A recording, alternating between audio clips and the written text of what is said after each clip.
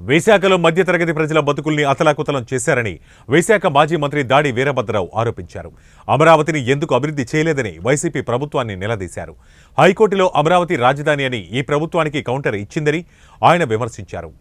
తిరిగి ఉండాలి అనేటువంటి భావం ఎంత అసహ్యమైనటువంటి భావం అంటే ఇది న్యాయమైనది, ఎవరైనా హర్షించేటువంటి భావమైనది.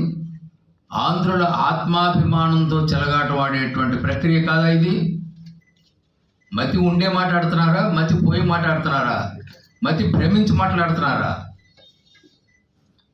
ఇంకా ఆటాడుకుంటారా ప్రజలతో? ఎప్పుడైతే స్టేట్లో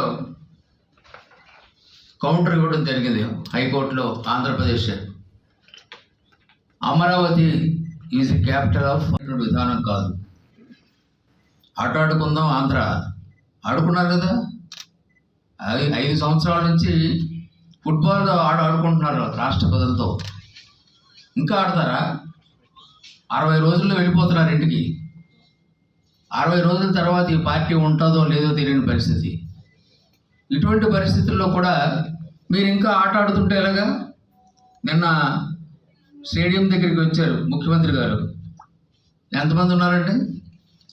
ఒక జీప్ కూడా, ఓపెన్ టాప్ జీప్ పెట్టారు. అందరినీ చుట్టూరా తిరిగి అందరికీ అభివందనాలు చేద్దాం అన్నటువంటి ఉద్దేశంతో అది ఖాళీగా ఉండిపోయింది.